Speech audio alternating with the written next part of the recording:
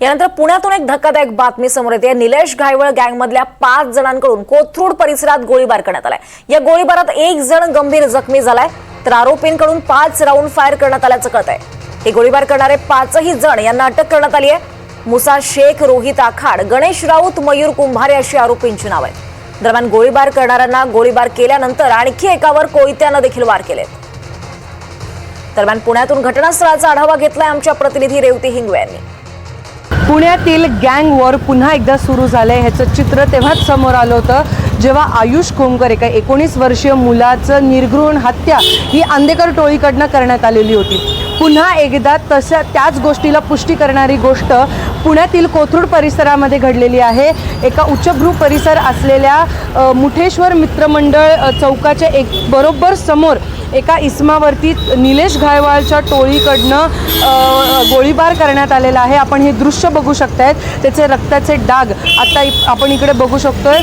पहाटे 1च्या सुमारासची ही गोष्ट आहे आणि कारण तर काय होतं की पार्किंगसाठी जागा दिली नाही म्हणून त्या इसमावरती गोळी झाडण्यात आलेली होती। मयूर कुंभार, मुसा शेख, रोहित आखाड, गणेश राऊत यासह अजून एकाला पोलिसांनी सद्यस्थितीला ताब्यात घेतलेला आहे। परंतु जर आपण बघितलं की हाकेच्या अंतरावरतीच इकडे कोथरूड पोलीस स्टेशन आहे। अगदी 100 ते 150 मीटरच्या अंतरावरतीच कोथरूड पोलीस स्टेशन असताना रात्री 1च्या सुमारास ही घटना घडली।